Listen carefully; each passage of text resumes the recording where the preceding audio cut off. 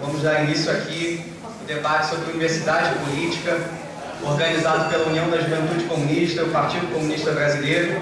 Debate que é um marco aí do lançamento da segunda edição do livro do camarada Mauriase, As Metamorfoses da Consciência de Classe, Petênica, Negação e Consentimento. Vamos chamar aqui os camaradas aqui para compor a mesa, iniciando pelo camarada professor emérito da UFRJ, mas acima de tudo, militante comunista do PCB, José Paulo Neto.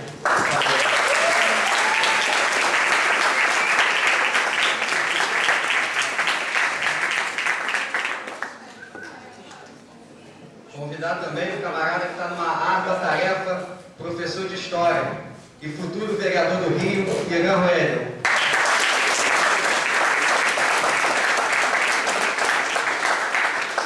E por fim, convidar o autor do livro, que bom que ele está aqui, o camarada Mauriase, membro do Comitê Central do Partido Comunista Brasileiro, professor da Serviço Social da UFRJ.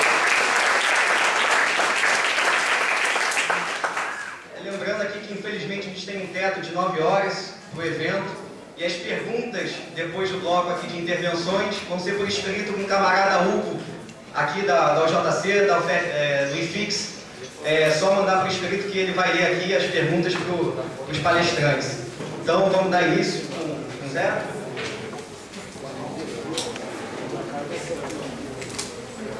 Você começar aqui com o Mauro, então.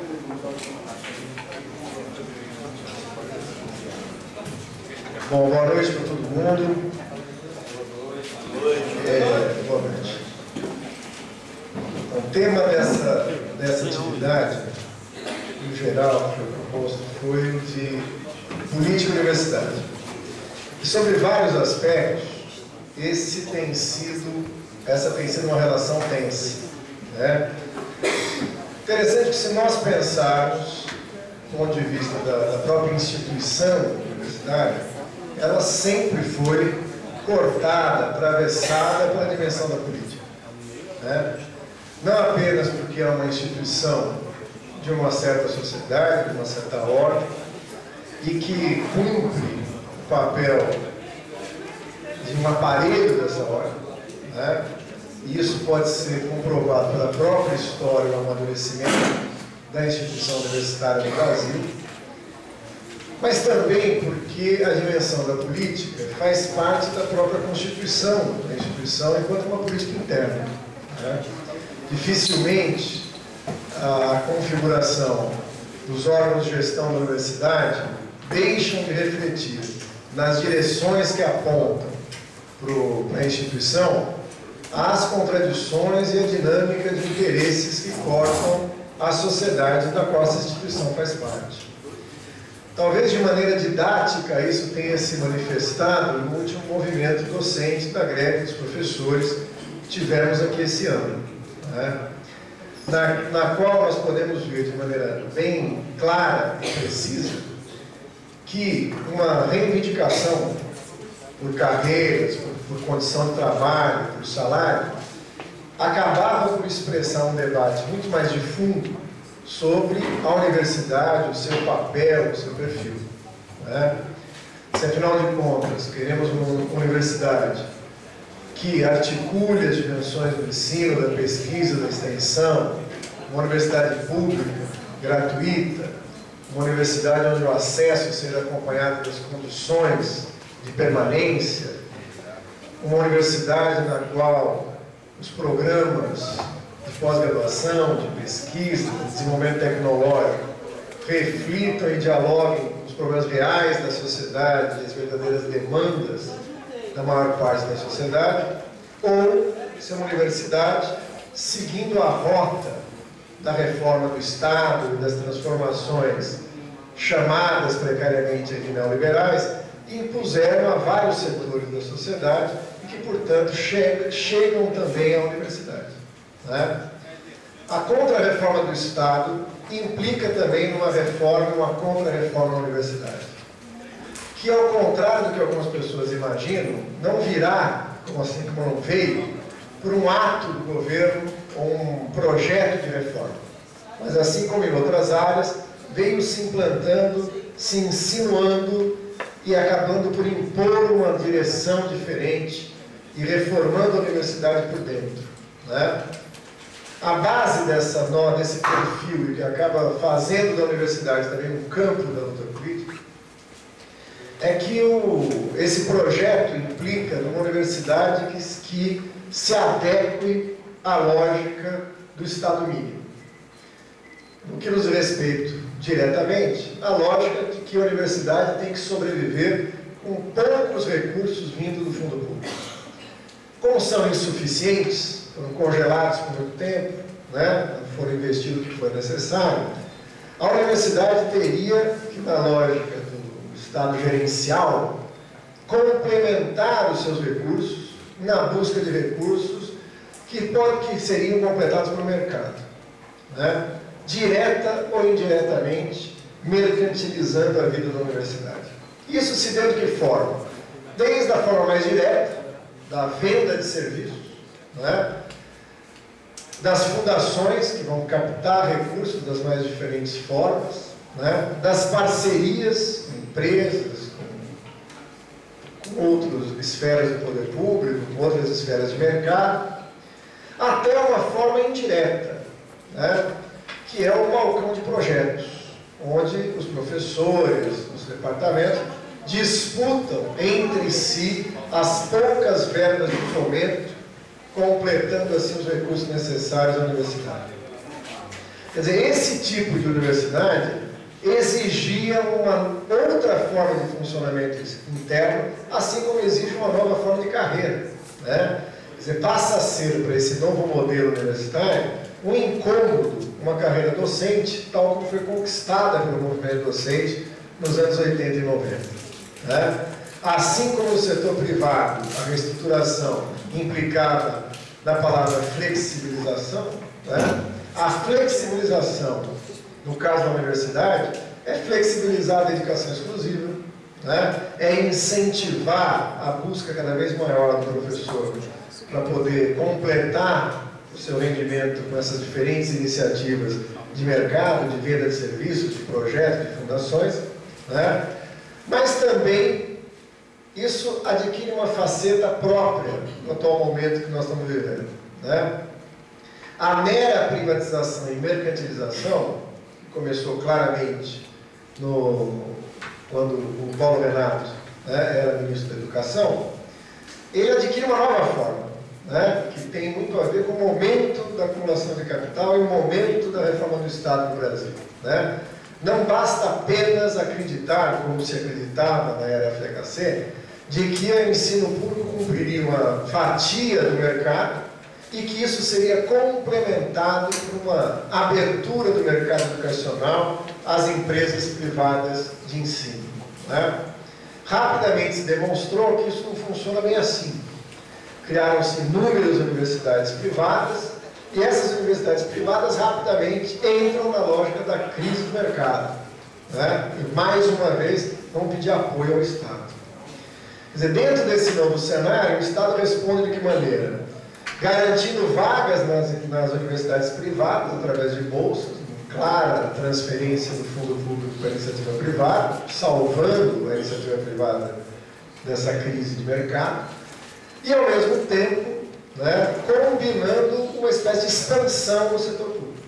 Agora, que tipo de expansão é essa? Nós não somos contra, em momento nenhum, a expansão, na medida em que isso significasse o aumento das universidades públicas, o aumento de vagas, o aumento de acesso, né? Ainda que a gente insista que isso tem que ser acompanhado com condições de permanência.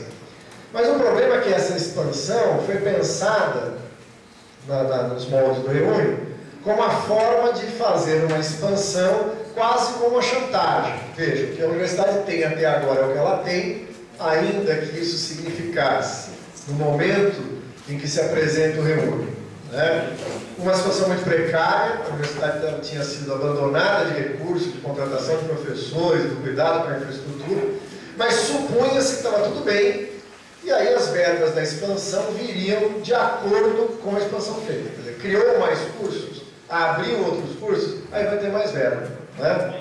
Ora, o que resultou nisso? Resultou numa corrida das universidades para assinarem esse acordo, uma coisa que foi meio misterioso, né?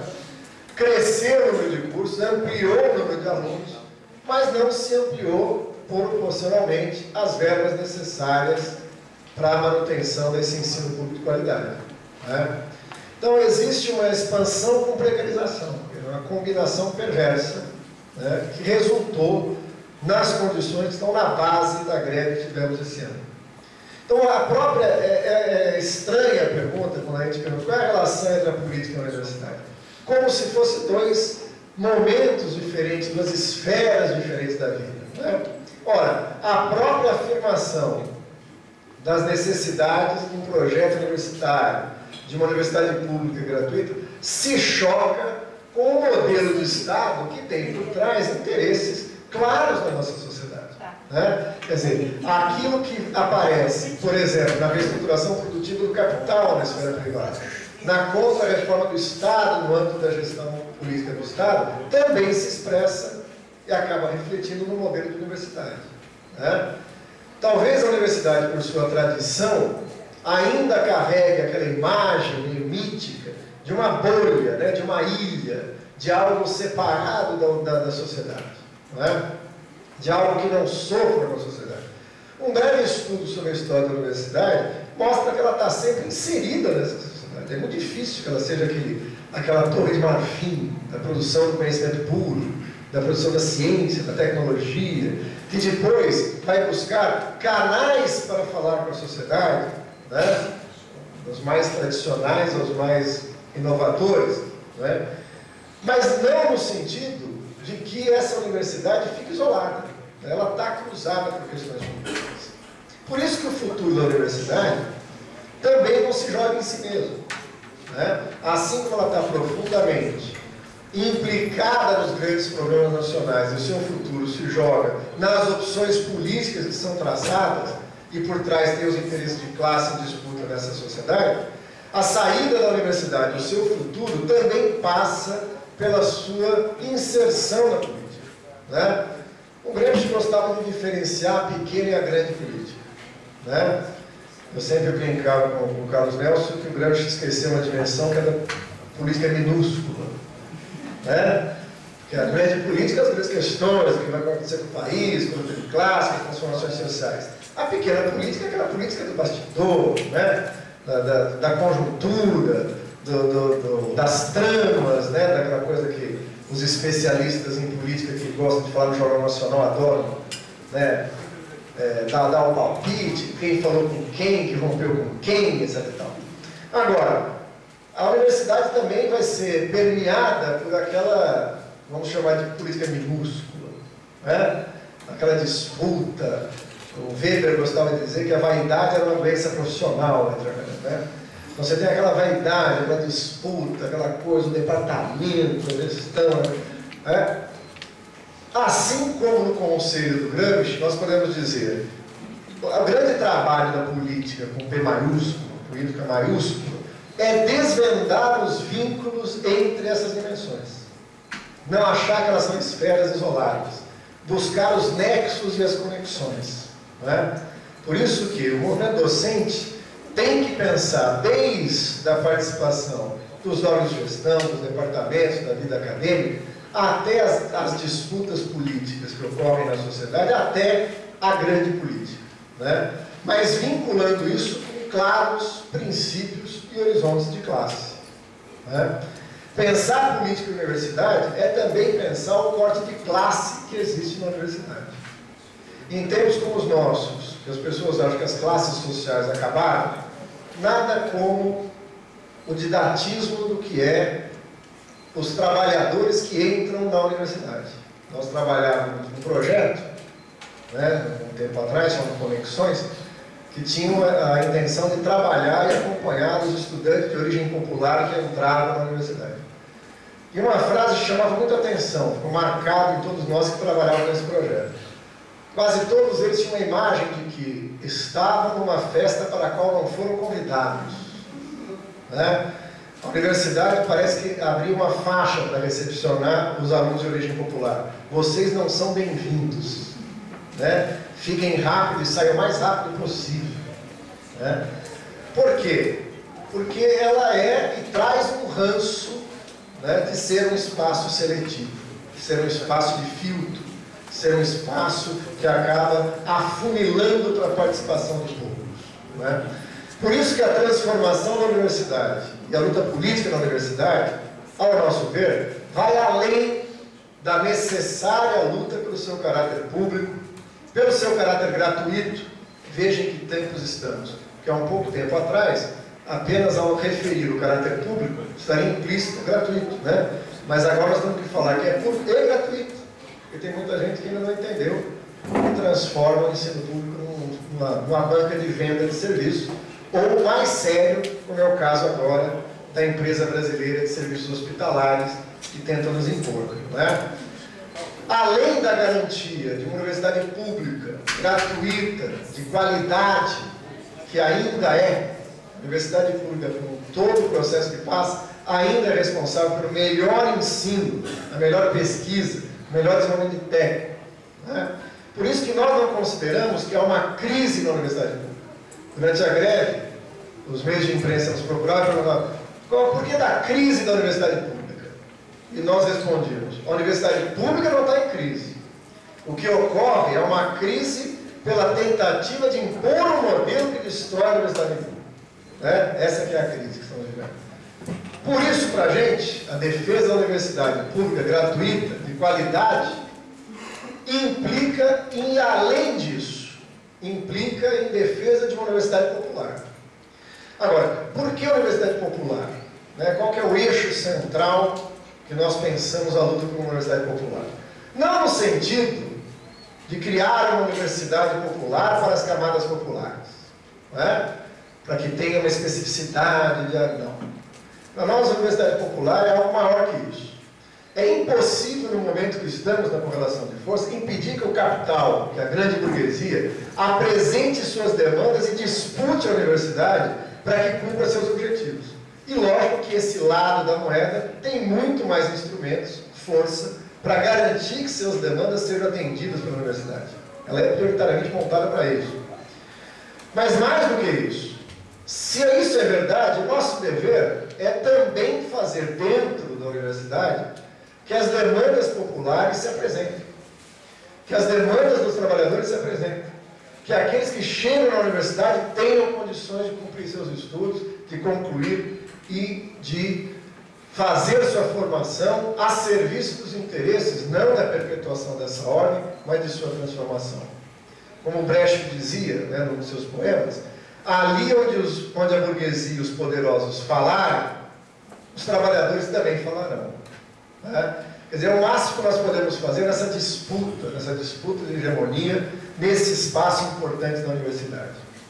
E, finalmente, a universidade popular, nessa perspectiva, extrapola os limites da instituição universitária. Ela não é apenas uma universidade onde a presença do elemento popular, do elemento proletário, do elemento de classe, faz com que ela se dinamize e esses anseios aqui se demonstrem. Ela também é a soma de esforços que ocorrem fora e em torno da universidade. Por isso, por exemplo, iniciativas como a Escola Nacional Florestan Fernandes, iniciativas como o Núcleo de Educação Popular 3 de Maio, iniciativas como as escolas de formação sindicais, como escola de formação e centros de formação de partidos, constituem um conjunto de elementos que, somados, dão conta da construção de uma contra-hegemonia, né? Que é formação, que é reflexão, que é desenvolvimento de conhecimento, que também é, da nossa perspectiva, parte integrante desse projeto, dessa proposta, dessa luta, que constitui a luta por uma universidade popular. Né? Abstrair isso é considerar a universidade técnica, estruturalmente concebida. É um local de formação, de ciência, de tecnologia, de conhecimento, de saber, cada um nas suas áreas, fragmentados, profilaticamente separados uns dos outros, apenas ocupando o mesmo lugar no espaço. Né? Ora, essa concepção tradicional da universidade, ela está ultrapassada para as próprias necessidades da dinâmica do capital monopolista. O capital monopolista precisa muito mais do que isso. Né? E como é que ele atua na universidade e contra o que esse projeto de universidade popular se confronta? né? Uma universidade que parece assumir o seguinte perfil: uma enorme na base, uma enorme fábrica de diplomas, né? Com cursos de graduação aligerado, com formações profissionais rebaixadas, para apenas ser a esponja que absorve aquela demanda de uma parte da sociedade, de mobilidade social, de ascensão social, né? E também com um poderoso freio de aumentar o tempo de formação entre a formação e a entrada no mundo do trabalho. Ela tem cumprido esse papel no mundo monopolista. Um segundo elemento, que essa burguesia monopolista precisa também de formação da sua força de trabalho, formação técnica, profissional, né? Então ela cumpre também essa função. Lógico, aí vem uma pirâmide enorme, a maior parte nessa graduação aligerada, uma menor parte já mais afunilada numa formação profissional, técnica, especializada, e uma pós-graduação, uma pesquisa, um desenvolvimento tecnológico de ponta, que aí se constitui aquilo que no modelo atual se chama de ilhas de excelência, né? Ilha é uma boa imagem, né? Porque é uma ilha de excelência cercada por um mar de mediocridade em todos os lados, né? Com rebaixamento da qualidade, com a precarização, etc. e tal, né? Portanto, é a própria espelho da nossa sociedade. A universidade seria algo onde todo mundo pode entrar. Viva a liberdade e a igualdade jurídica, né? Poucos podem acabar. Menos ainda podem chegar no papel do desenvolvimento do conhecimento, da pesquisa, né? Da tecnologia. Então, a própria universidade funciona ela própria como um espelho que amplia as distorções da própria sociedade em que ela se encontra. Portanto, nós temos uma dificuldade aqui, nós não conseguimos fragmentar e separar de um lado a política e de outro lado a universidade. A universidade faz parte da sociedade e, portanto, é cortada pelas mesmas contradições que ela, e por isso também se resolve pelas mesmas ferramentas com as quais a gente pensa a sociedade e a sua transformação. A organização, a luta, a formação política, o desenvolvimento do conhecimento comprometido, né, socialmente referenciado naqueles que querem transformar essa sociedade, né? Por isso nós temos um pouco essa dificuldade, a dificuldade de cumprir algo que o pensamento, por exemplo, weberiano gostaria, que é um conhecimento neutro, um conhecimento que seja isento de juízos e, portanto, isento de comprometimentos políticos. Para encerrar, o Mário Benedetti, poeta uruguaio, recentemente falecido, tenta responder isso num poema. Ele fala: muitas pessoas me acusam de não ser neutro, né? E ele fala assim: mas é uma dificuldade que eu confesso, eu não consigo, né? A ditadura tentou me convencer de curar desse mal, mas não conseguiu. Meus colegas de literatura, de cultura, tentam me convencer disso.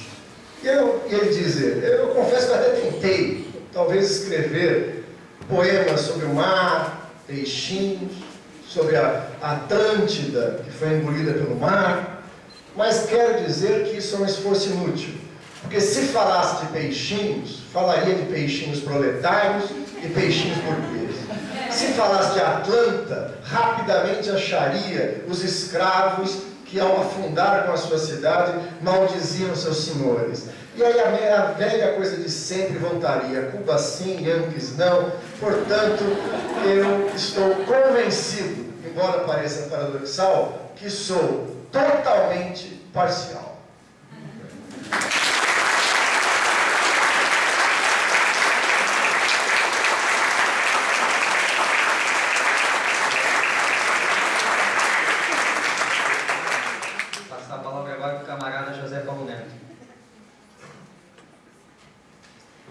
Boa noite a todos, aos estudantes, aos colegas professores, aos meus camaradas de partido.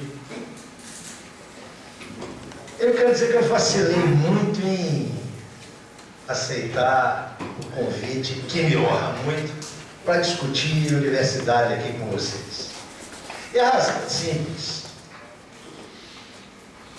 Estava ouvindo aqui o Mauro, meu querido cacique político e companheiro de trabalho, ele dando por suposto que a universidade tem 3 funções básicas: o ensino, a pesquisa, a extensão.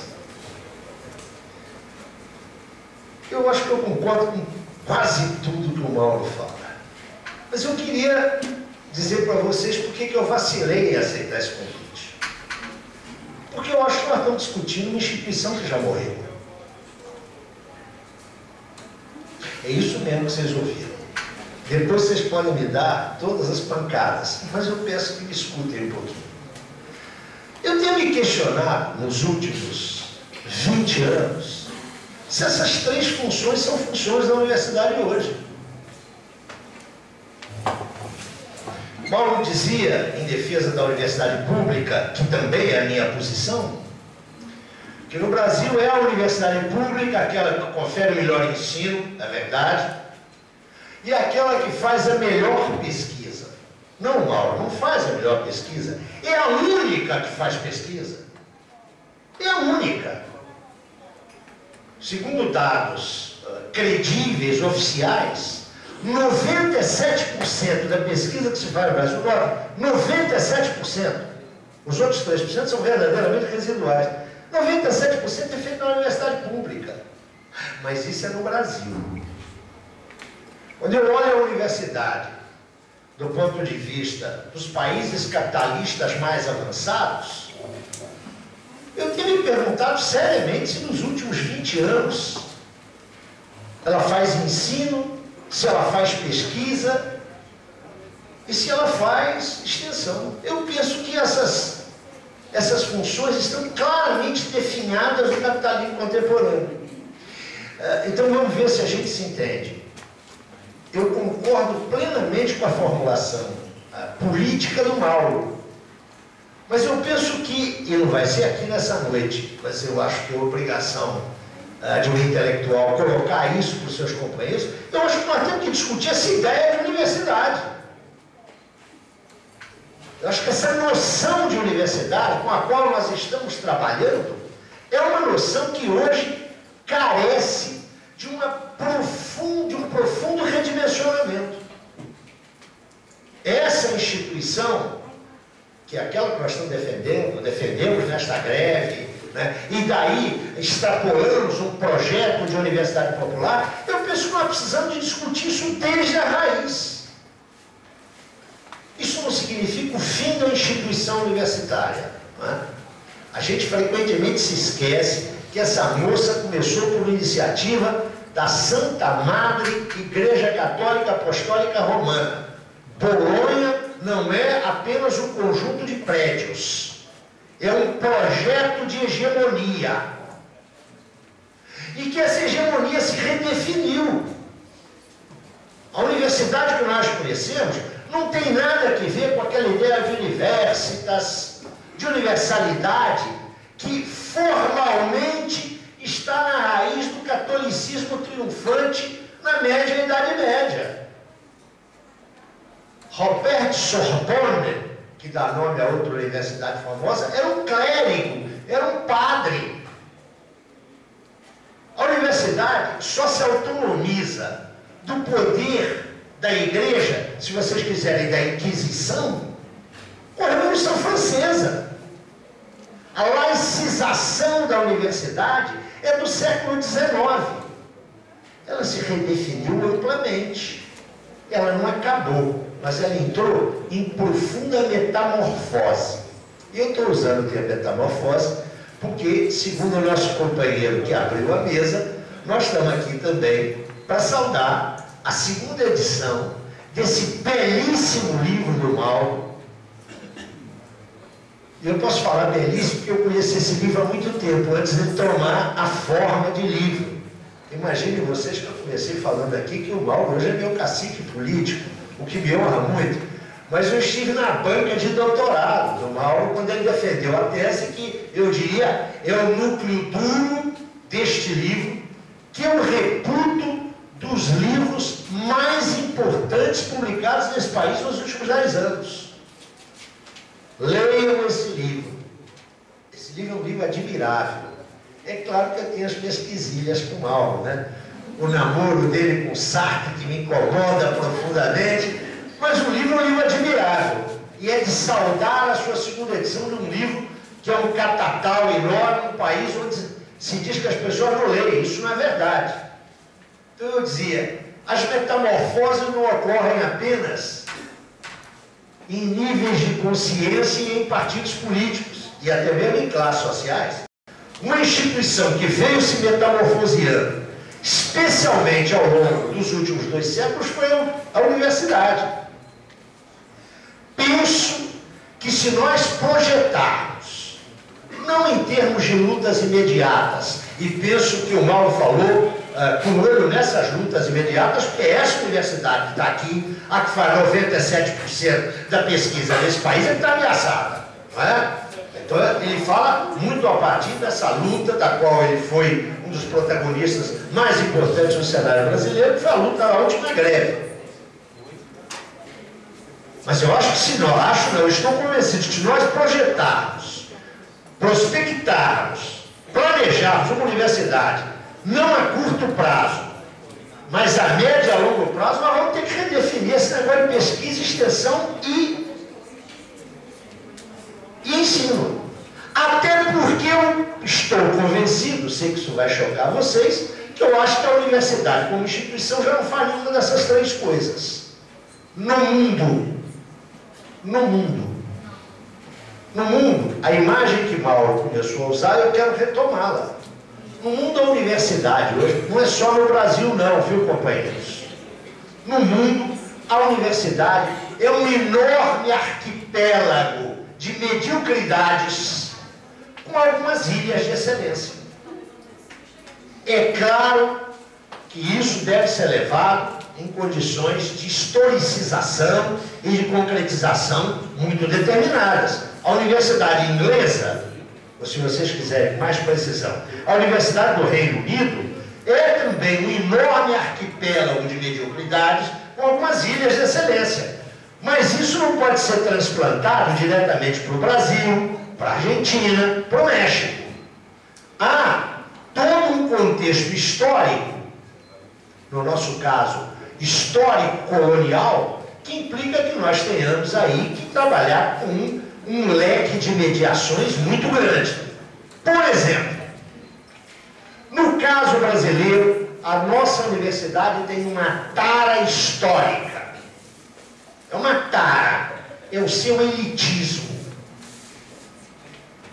A universidade no Brasil não teve a mesma função original que coetaneamente, no mesmo período histórico, teve nos Estados Unidos ou na Europa Ocidental.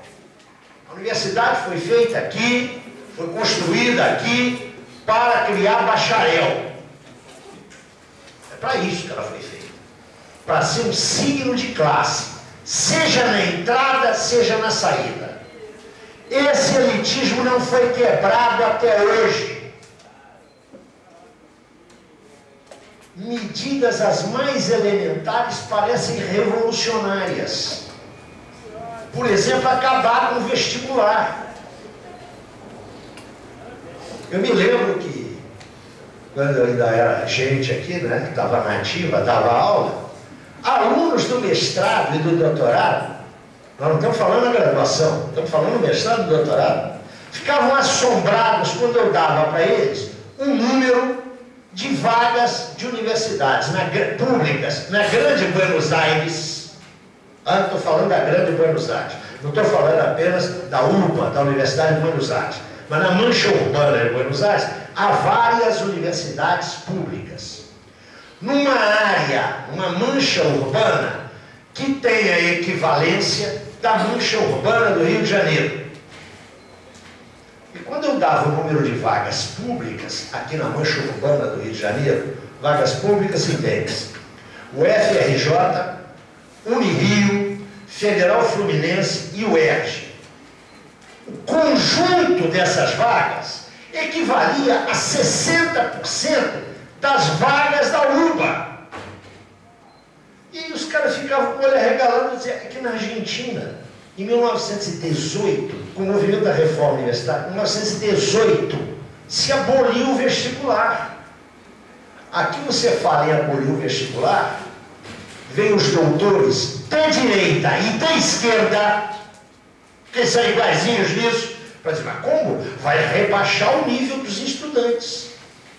Como se o vestibular indicasse nível de desenvolvimento cultural e intelectual. Só afirma isso quem está enganado ou enganando. Note a nossa tara elitista. O que foi resolvido em países deste continente em 1918 continua como polêmica hoje, em 2012. Eu li ontem nos jornais, pode ser uma má informação, não é? Que os reitores estão preocupadíssimos com como é que eles vão implementar a política de cotas o ano que vem. Não quero entrar aqui na discussão de política de cotas, mas parece que essas universidades que estão com esse problema ainda têm livros de contabilidade escritos com pena de ganso, não é? Como se isso fosse um problema. É evidente que não é. O problema é outro, é um problema político. É que nos últimos 50 anos, a pressão dos de baixo tem levado a reduzir o caráter elitista do ingresso na universidade. Mas atenção, é o caráter elitista exclusivamente do ingresso na universidade. Não da sua manutenção, e da manutenção desses estudantes, e menos ainda dos recursos e instrumentos que lhes são oferecidos para enfrentar aquilo que os liberais adoram, né? O desafio da empregabilidade, o desafio do mercado de trabalho. Todo mundo sabe, e se não sabe, vai ser informado agora, que é impossível ter hoje um mestre em qualquer área do conhecimento que seja monoglota. É mais impossível ainda ter um doutor que não domine 2 a 3 idiomas estrangeiros. Como é que a gente aprende os idiomas estrangeiros? Né? Os meninos saem do ensino médio tendo um curso de inglês dizendo, aprendendo, quando são muito estudiosos, good morning. Como é que eles vão aprender inglês? Onde? Bom, tem a Brasil e Estados Unidos, tem a cultura inglesa, só que isso custa dinheiro, além de custar tempo, além de custar transporte. A universidade não se preocupa minimamente com isso. Há 5 anos atrás eu levei, não sei se tem algum deles aqui, levei um banho, quando abri aqui o ano letivo do mestrado. Eu disse, olha gente, vocês precisam falar inglês, precisam falar francês, vocês estão numa universidade pública, então se não tem dinheiro para ir para Brasil e Estados Unidos ou para a Aliança Francesa, vai lá para o fundão e assiste às aulas do curso de letras. Aí uma menina levantou e disse, professor, não é mais assim não. Não pode mais assistir, ou seja, o cara não pode, dentro da universidade, se adestrar num outro idioma, estando no outro curso. Tem aí aquelas arapucas que são os cursos de inglês, de francês e instrumental, não é? Que a gente sabe para que serve. Para fazer aquela provinha de proficiência que não prova absolutamente nada. O que eu estou querendo sinalizar com isso? É que mesmo com essa pressão toda para quebrar o elitismo da universidade brasileira, a resistência dela, a permeabilidade aos de baixo é enorme. Tanto que chegamos ao absurdo dos cursos baratos. Não é? Eu que já sou aposentado, posso falar o que Mauro provavelmente tem que ter dedos de luva para falar. Ele tem uma língua muito grande, quem me conhece sabe disso. Né? Tem uma estratificação clara na universidade. Né? Curso de nutrição, de serviço social, de educação. Os cursos das licenciaturas, basta ter cuspe e giz. Isso envolve um certo tipo de público. Já a arquitetura, a conversa é outra. Já a odontologia, a conversa é outra. Já há uma clara, eu brincava aqui na escola, todo mundo sabe que eu fui professor, 26 anos aqui da Escola de Serviço Social. Da porta da escola, olhando os rapazes e as moças que circulam aqui no campus, eu diria, que curso eles faziam? A gente da economia tem um jeito de vestir-se, não é? O pessoal da eco tem outro jeito, a Agora, maçônico, né? Serviço social, educação. Escuta, esse negócio é um absurdo. Você tem dentro da universidade uma estratificação que é claramente socioeconômica. Claramente, que se vê inclusive na cor. Na cor. Onde é que estão os negros? Onde é que estão os mulatos? Para não procurar ver isso na estrutura dos docentes, não é? Quantos professores titulares negros? Né? E essa é a nossa universidade. Essa tara elitista, por sua vez, tem ocasionado um outro tipo de distorção. E essa é de natureza também claramente política. Eu não quero. Como é que está o meu tempo aí? Você está controlando?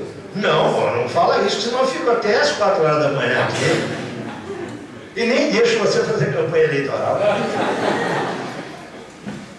Maurer começou, e me parece que esse é o ponto forte da intervenção deles, a universidade não está separada da política. Eu queria sublinhar isso. Não é? Eu queria dizer que a universidade é política. Por todas as razões que o Mauro deu, todas, e por mais uma, que ele também assinalou, mas que eu gostaria de frisar, de sublinhar. Universidade é um aparelho, estou me referindo à universidade pública, é um aparelho de Estado. E como o Estado tem caráter de classe, a universidade tem caráter de classe. Isso é para tirar, tem muita gente jovem aqui, né? Para tirar do horizonte de vocês essa doce ilusão de que a universidade é um campo da batalha das ideias. Que a universidade é um espaço livre onde se discutem todos os temas. Isto é uma mentira. A universidade é sim um campo da batalha das ideias. Estive nela, não aqui na UFRJ, ao longo da minha vida, cerca de 36 anos. E estava lá fazendo luta de ideias. Mas atenção, é mais ou menos uma luta de ideias, como se a gente tivesse de um lado Mike Tyson e do outro lado Zé Paulo Neto. As regras são as mesmas, atenção. Os dois têm as mesmas luvas, têm o mesmo tempo para golpear, para ver o nocaute é de 1 a 10 segundos, note, uma plena igualdade. Mas entre o Zé Paulo e o Mike Tyson, a gente sabe quem vai ganhar. É isso que é a universidade em termos de debate de ideias, não é? Então você acantona. Aquela faculdade ali pode ter até o presidente lá do FERJ. Dois, porque estou vendo um outro ali, um ex, está encostado ali, não é? É a universidade do pessoal que é de esquerda. No outro instituto tem lá mais meia dúzia que tem um grupo de pesquisa. Agora, o que dá o sentido essencial não está nessas faculdades. E onde há o eixo essencial da formação de ideias, da conformação ideológica, ali não tem nicho de oposição, não. Quando tem, a gente pega uma florzinha vermelha e põe num grande jardim verde e diz: ó, como somos pluralistas. Nós vamos ter que discutir isso em algum momento, não é? Nós vamos ter que discutir, e eu sei que isso é muito complicado. Eu estou apenas levantando a bola, quem sabe, para um debate, não é? Então, discutir qual é o ensino que a universidade está dando. Não é? Quando a maioria dos seus professores se divide em dois grupos. Aqueles que acham que são bons quando reprovam. Tive 85% de reprovações. Ó, como sou rigoroso. E você vai ver o currículo desse professor. Ele não publica, ele não tem debate, mas ele é rigorosíssimo. E tem um liberal. Esses caras vão se defrontar mesmo lá no mercado de trabalho. Então deixa, passa todo mundo. tem exigência nenhuma. E aí se cria aquele mal-estar que ninguém gosta de discutir, né? Os alunos querem professores que deem aulas. Deem aulas! Olha que absurdo cobrar isso do professor, não é? Olha o que se generalizou, o paulofreirismo. Não é o Paulo Freire, atenção. Paulo Freire é uma coisa, o Paulo Freirismo é outra coisa. Quando fui fazer meu curso de doutorado, tinha uma senhora que chegou no primeiro dia, curso de doutorado, como vocês sabem, são 15 sessões de trabalho, de 3 horas cada uma, e ela chegou, apresentou uma bibliografia excelente e distribuiu os temas dos seminários. Tinha 15 alunos, ela distribuiu 15 temas e vamos fazer seminário. Bom, e a minha parte do seu salário, minha senhora? Como é que é isso? Mas os estudantes adoram isso. Na graduação e na pós. Sabe por quê? Porque há uma diferença. Eu tenho 5 minutos e quero ser fiel aos minutos. Eu quero fechar com isso. Há uma diferença entre a universidade e a fábrica. Um sujeito que entra na usinagem da Ford, ali no Ipiranga, que ainda está funcionando em São Paulo, ele tem que usinar um motor durante o dia de hoje. No fim do dia, ele tem que apresentar o motor para o apontador. Professor não. O professor pode fingir que dá aula e o aluno pode fingir que assiste. Essa diferença é essencial, não é? Vocês estão tendo, ou vão ter, ou já tiveram a seguinte experiência. Chega um mestre, doutor, frequentemente com pós-doutorado no exterior, que cumprimenta a turma e inicia a sua exposição da seguinte maneira. Isso na área das ciências sociais. Meus amigos, a complexidade da vida social contemporânea é de tal ordem que a vida social resulta de uma intercorrência dos níveis simbólicos e os seus devidos significados. Em função disso, os paradigmas teóricos e epistemológicos do século XIX colapsaram inteiramente. Vocês sabem o que isso significa? Significa rigorosamente nada. Isso faz um enorme sucesso. Porque a universidade, sendo política, e mais do que sendo política, como o Mauro corretamente assinalou, expressando de maneira distorcida, porque anela uma hegemonia de classe, mas expressando as contradições da sociedade onde ela se inscreve, ela não é igual a esta sociedade. Ela é uma instância específica. A universidade não é um sindicato, não é um partido político, não é uma empresa. Ela dispõe da sua especificidade. Essa especificidade reside em quê? Ela é o campo da formação técnica, intelectual, mas sobretudo, enquanto universidade, da formação teórica. Então, nela, as mediações fundamentais não são as mediações que cortam a fábrica, que cortam o sindicato, que cortam a praça pública. Suas mediações fundamentais decorrem da natureza imanente do seu objeto, que é o conhecimento. A consequência disso que eu estou falando aqui é imensa. Eu vou dar um pequeno exemplo. Como é que a gente elege o presidente da República? Pelo seu programa de governo e, sobretudo, pelo bloco social que o sustenta. Quem elege alguém na base do discurso, acredita em Papai Noel, Coelhinho da Páscoa e Duende. Meu voto, o presidente da República, para o governo do Estado, para a Prefeitura do Rio de Janeiro, para a Câmara Municipal do Rio de Janeiro, o meu voto é: qual é a base social de apoio desse fulano? Como é que eu elejo um reitor? Como é que eu elejo um diretor de faculdade?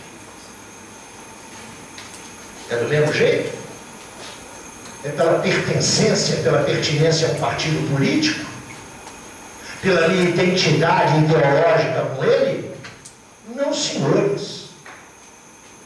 A luta política passa na universidade pela direção social do ensino. Eu posso ter excelentes figuras políticas que certamente serão péssimos reitores, péssimos diretores de faculdade. Eu quero enfatizar aqui esse caráter específico, essa particularidade da universidade. O que eu quero dizer é que a gente não escolhe o reitor com os mesmos critérios que escolhe o prefeito da cidade. Que o que está em jogo aqui, insisto, é a direção social do conhecimento. Isso me leva para concluir a duas reflexões finais. Se as minhas observações têm alguma pertinência, se elas têm alguma validez, isto significa que uma universidade popular, não sei se a leitura do Mauro é a mesma minha, não é aquela que atende aos desejos da maioria. É aquela que atende às necessidades históricas das maiorias.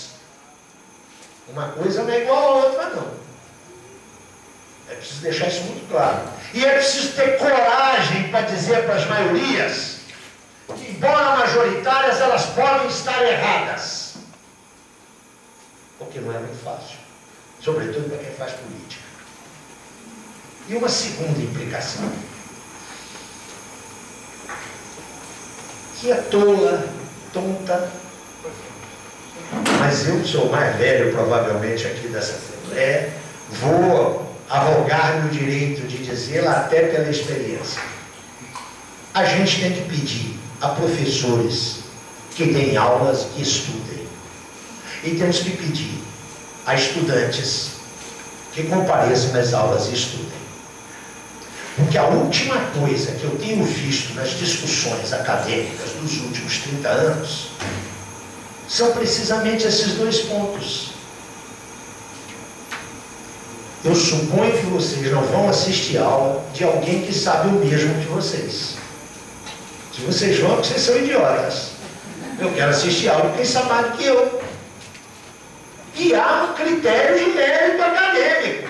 Ou vocês acham que todos os professores são iguais? Que todos os doutores são iguais? Não são, não. Enfim, e essa é a última provocação. Vocês devem ter ouvido falar aqui, vocês devem ter me ouvido falar aqui, durante 30 minutos, se o meu tempo se esgotou, eu não usei aqui o termo autonomia universitária. Eu não falei isso aqui. Se quer discutir autonomia universitária, você vai conversar lá com o Mauro, que usou o termo aqui várias vezes. Eu quero invocar aqui a autoridade, não é? Se é o Zé Paulo que fala, quem é que acredita? Nem a minha mulher, né? Quanto mais vocês. Eu quero invocar aqui a figura do fundador do marxismo latino-americano, o peruano José Carlos Mariátegui, que em alguns escritos sobre a universidade, ele foi logo matando a cobra e mostrando o pau de espada. Esse negócio de autonomia universitária, isso é coisa do pensamento liberal. Nós socialistas não queremos isso, não. Tem negócio de autonomia universitária. Cada um fala o que quer, o Estado mantém a universidade para vocês ficarem brincando aí de estudar consciência de classe. Isso não. O Estado interfere na educação pública primária. Por que não vai interferir na universidade, na educação pública superior? O problema é saber se essa interferência é democrática ou não. Esse é que é o problema. A questão, portanto, quando se põe o problema, e eu sei que isso vai ferir várias sensibilidades aqui, quando se põe o problema da autonomia universitária, eu estou convencido que isso é uma armadilha da pior espécie. Garantir a autonomia universitária é garantir a autonomia de cátedra. Ou seja, é permitir que um fascista venha defender o fascismo e ideias racistas. Se a gente não colocar as coisas nesses termos, fica muito difícil a gente ter um critério universal para a universidade. Não é? Se não é bom aquilo que eu gosto e mal aquilo que eu detesto. Creio que esse é um péssimo princípio para se gerir o ensino superior. Nós temos que ter parâmetros minimamente objetivos. O primeiro deles é garantir que a universidade seja controlada democraticamente. E esse controle democrático não pode ser feito pelos pares. Tem que ser um controle democrático exercido por outras instâncias. Porque o controle democrático feito pelos pares termina numa coisa chamada compadrio. Eu te avalio, tu me avalias, nós nos avaliamos. Isso é critério de camorra, não é critério de instituição pública, laica, democrática e competente. Muito obrigado.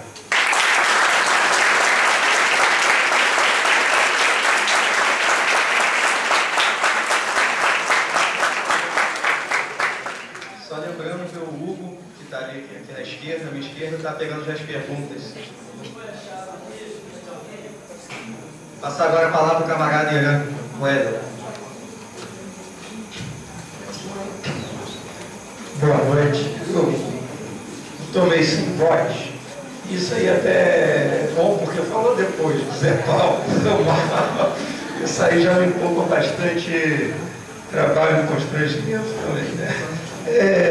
Deixa eu primeiro me apresentar para quem não me conhece. Meu nome é Irã. Sou funcionário da universidade. Sou militante comunista há 30 anos. Sou professor de História e de Comunicação. Minha formação foi feita, inclusive, nessa universidade pública. E dou aula no setor privado. E cada vez esse conceito de dar aula está se afirmando mais, porque os atrasos, né, e os não pagamentos de salários estão se tornando uma rotina. Então, dar aula no setor privado é dar aula mesmo, tá? Não é força de expressão, não. E sou sindicalista, sou diretor do Sindicato dos Professores. E, como sindicalista, atuo ativamente na política, né? Entendendo a política como um campo do debate de ideias e de projetos de sociedade. Diga-se de passagem, eu sou de uma geração que se discutia projeto de sociedade. Eu tive uma participação bastante ativa já nos anos 80, né, que foi a última década quando a sociedade engajada politicamente, estava se discutindo qual era o projeto societário que se quer. E por que eu estou falando isso? Porque, aproveitando as deixas e as levantadas de bola, tanto do Mauro quanto do Zé Paulo, né, a política, ela foi se transformando no final dos anos 80 para o início dos anos 90, gradativamente, tá? Não mais no espaço do debate de projeto de sociedade, mas sim cada vez mais no espaço da gestão. Então, quando você discute gestão, ela vem acompanhada também de uma fragmentação da realidade, porque você não discute o global, você discute parcelas desse global. E ao discutir parcelas desse global, quando você fragmenta esse global, você apresenta o técnico que é o melhor para responder sobre esse problema, seja o da saúde isoladamente, o da educação isoladamente, o do transporte, mas nunca enquanto um projeto de sociedade. Foi dito aqui nessa mesa, e aí eu vou me aproveitar do vício de profissão, que é de professor de História. Foi dito aqui nessa mesa que a universidade é um aparato do Estado. Ela faz parte do Estado e ela tem, portanto, um caráter de classe. E aí a gente remonta como que essa educação foi organizada. A educação superior no Brasil, ela foi organizada, tá, dentro de uma perspectiva de afirmação de um modelo de sociedade que no século XIX era uma sociedade escravocrata e tinha que legitimar essa hierarquização social. Ao legitimar essa hierarquia social, ela não podia contemplar todos. Ela não podia contemplar todos. Então você chega ao final do século XIX, né, com 15% da população, ou seja, pelo primeiro censo de 1871, você tinha 15% de pessoas alfabetizadas no Brasil. Levando em consideração que desses 15%, né, pelo próprio censo, dos alfabetizados, né, eram compostos de mulheres, tá, portanto 7,5% composto de mulheres. Você tinha as crianças, né, em torno de 14, 15, 16 anos, também alfabetizadas, todos eles da classe dominante, né? E, obviamente, que você tinha aí uma minoria da população alfabetizada do gênero masculino, que era quem participava politicamente, porque o voto, a política era o espaço, não só do homem, tá, mas também era o espaço, principalmente, da renda. Ela era definida pela renda. Ora, quando você faz a República, o que acontece? Óbvio que você não pode manter, né, um sistema político que se sustenta pela renda. Isso é antidemocrático. Você tem que transformar isso, tá, para quê? Para o critério de alfabetização. Olha como isso é bonito. Você tira da renda e joga para a alfabetização.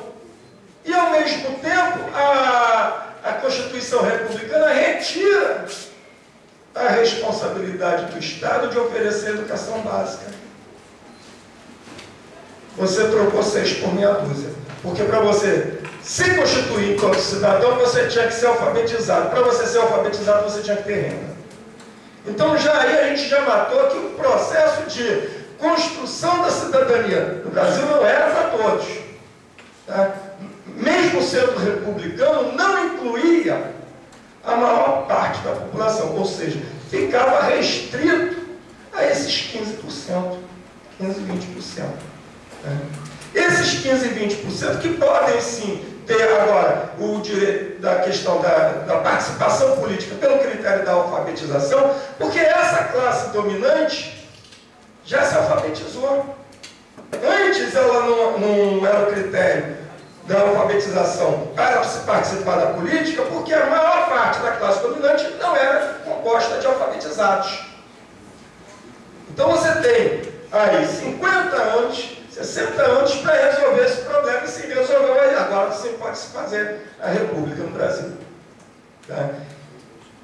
E você continua tirando do direito do debate de sociedade uma parcela considerável da população, que incluía não só os ex-escravos, como incluía também os estrangeiros, que com as imigrações europeias, né, vieram para cá, compor a base da classe operária brasileira.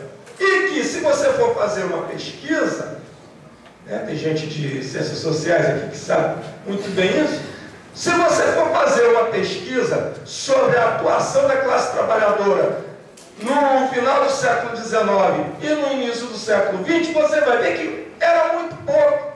Por que era muito pouco essa participação nos registros oficiais? Por uma questão muito simples. Né? Porque analfabeto não podia fazer política. E se fizesse política, estava cometendo um crime. E se estava cometendo um crime, não era político, era comum. Tá? Além de que, logo no início do século XX, você ameaça claramente os estrangeiros que fizerem política estão atentando contra a ordem, a moral e os bons costumes dessa sociedade pacífica. Tá? Portanto, estão passivos de serem expulsos do país. Tá? O que eu estou dizendo? Estou dizendo que a política no Brasil não é um espaço para se debater projetos diferenciados ou mesmo antagônicos de sociedade. Sempre foi o espaço para se debater projetos pouco de ajuste daqui e dali, mas sempre contemplando o interesse da classe dominante. Nunca a incorporação das classes, dos interesses das classes trabalhadoras.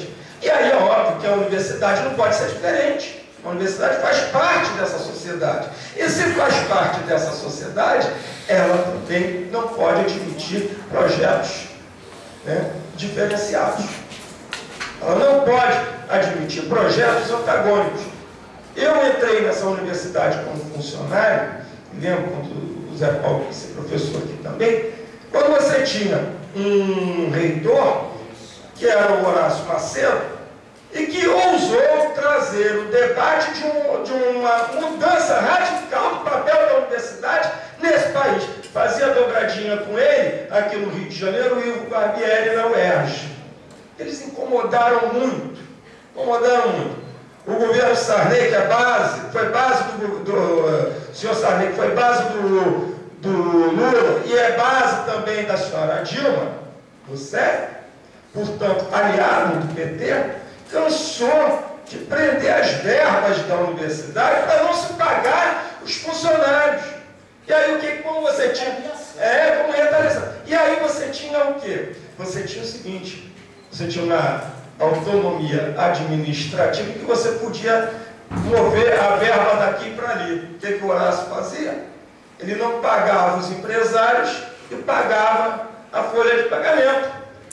Aí olha que isso aí também tinha que acabar. Não, porque a universidade é autônoma, né, de acordo com a lei, mas é autônoma pelo não múltiplo. Então, a universidade, ela é justamente o quê? Uma expressão dessa sociedade também. Ela faz parte dessa sociedade. Nós não podemos tratar a universidade como não sendo parte integrante dela, portanto, trazendo, sim, todas as deturpações, né, que a classe dominante traz para a sociedade em termos de concentração e de privilégio. Ora, o Zé Paulo colocou aqui que 97% das pesquisas são feitas na universidade pública. Se você manusear os dados, tá, ver o que isso representa, vamos pegar como um índice o registro de patentes no mundo. As pesquisas brasileiras representam 0,2%. Ou seja, se gasta milhões e milhões para sustentar essa universidade, que diz que faz pesquisa e representa 0,2% das patentes. Tá? Então tem algo de errado aí também. Tá? Essa universidade, mesmo autônoma, ela não é uma universidade democrática. Mesmo que você tenha um ingresso de elementos das classes populares na universidade, o ingresso de elementos das classes populares na universidade pública não a transforma, primeiro, em pública, segundo, em democrática, e em terceiro, muito menos impopular. Por quê? Porque se você não discute, se você não rediscute o papel da educação, que educação se quer, você continua reproduzindo toda essa legitimação das relações de poder, então, existentes na sociedade. Tá? Só trazendo outras questões, já que está se falando de universidade, aí eu acho que não dá para se falar simplesmente da universidade pública, e como diretor do Sindicato dos Professores da rede privada, tá? Você tem hoje no Rio de Janeiro, tá? 70% dos alunos em nível superior na universidade privada. Ou seja, eu não estou falando, é pior, porque no Brasil são 80%. 80%. Mas quando eu falo 70% no Rio de Janeiro, isso é um absurdo, porque o Rio de Janeiro é a cidade que mais concentra universidade pública desse país. E não se aumentam as verbas, as vagas para o acesso à universidade. O Mauro falou aqui da questão da privatização do ensino. A gente sabe, quem frequenta essa universidade, tá? Sabe perfeitamente como que ela é utilizada em benefício individual ou em benefício de empresas aqui com consultorias. Se pega toda a infraestrutura da universidade pública, mantida com verba pública, para se ganhar dinheiro paralelo, para se beneficiar o setor empresarial, porque aí sim a pesquisa vai funcionar. Basta a gente ir para o fundão. O que o fundão se transformou? Num processo nesses últimos 10 anos, o espaço do fundão foi extremamente privatizado. Estão querendo o quê?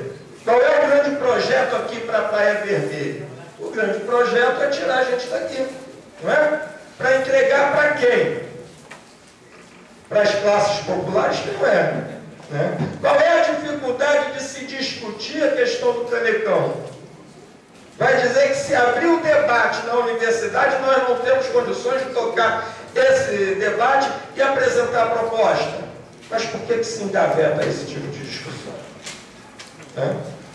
Então, a questão do se discutir a universidade é se discutir dentro da perspectiva política. Não é discutir dentro da perspectiva técnica, porque aí você separa, né, o global e fragmenta esse global. Ao fragmentar esse global, a gente já sabe o que acontece. Ora, então, quando eu estou dizendo que eu fiz parte de uma geração, provavelmente a última geração, que se discutiu, e agora a gente percebe que se retoma essa mobilização para se discutir projeto de sociedade, mas a última geração que havia discutido projeto de sociedade nessa passagem dos anos 80 para os anos 90, tá? Nós perdemos essa luta.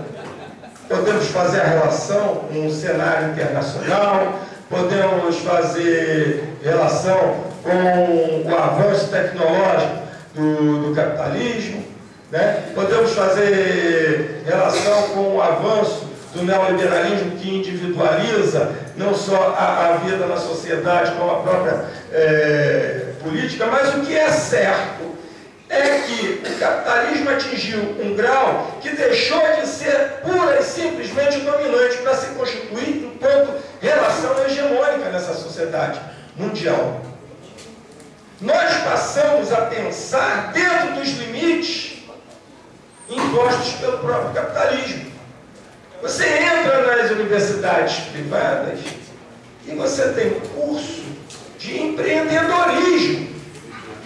É você, e aí eu falo para os meus alunos assim, olha só, curso de empreendedorismo é ensinar você a ser empresário. Só que empresário você não é por diploma, não é em banco da escola. É uma questão muito prática. Tem ou não tem capital? E vocês não têm capital, vocês fazem parte das classes populares. Dessas classes populares que tem que acordar às 5 horas da manhã para chegar no centro da cidade às 8, pegando um transporte coletivo de péssima qualidade, porque isso é definido pela Petransporte, que financia as campanhas, sejam de vereadores, sejam de prefeitos, governadores, presidentes da República, participam disso tudo, tá?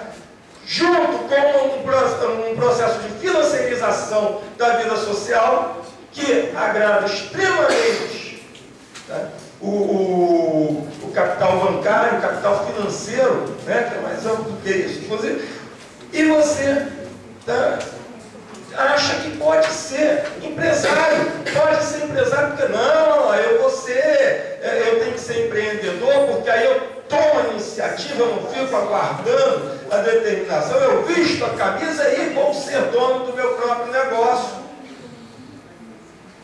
Essa ideologia, ou seja, essas ferramentas que você tem para orientar a sua leitura de mundo, né, que, como na passagem para os anos 90, quebrou um contraponto, quebrou por um projeto que se destruiu por si próprio, tá, pelas limitações dele, pela fragilidade dele, tá, mas que era fundamental a sua existência, era fundamental para que você pudesse debater política dentro da perspectiva de projeto de sociedade.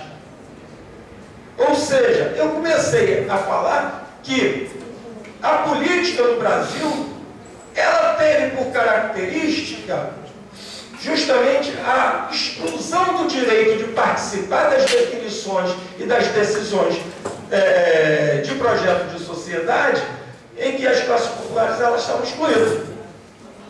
E é por isso que eu vou terminar falando que, para o Partido Comunista Brasileiro, nos seus 90 anos, com os seus erros e com os seus acertos, que lutou ativamente na história do século XX desse país, para se construir uma sociedade democrática, uma sociedade socialista, Partido Comunista, de tantas personalidades, como o Monteiro Lobato, como o Jorge Amado, como Joconde Dias, como o Astrogildo Pereira, como Mário Lago, como Zé Paulo também, tantas pessoas, Carlos Nelson Coutinho, né, tantas pessoas ilustres nesse país, que foi, né, a casa de tantas pessoas que acreditavam na possibilidade de você mudar essa realidade. Tá? É por isso que o PCB, hoje, ele defende o seguinte: não há possibilidade de mudança da sociedade, você vendo a política como uma gestão. A única possibilidade que tem de se mudar a realidade no Brasil, a realidade social, é na construção do poder popular. E o que é o poder popular? É a construção das bases políticas da sociedade através de conselhos populares, ou seja, você organizar a sociedade a partir das suas bases, a partir da mobilização e da conscientização política dessas classes populares e da classe trabalhadora.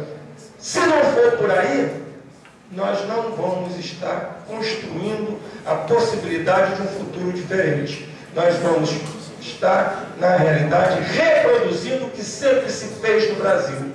E o que sempre se fez foi, mesmo com a inclusão das massas na política, essas massas continuam nas suas condições de subalternidade no processo de decisão.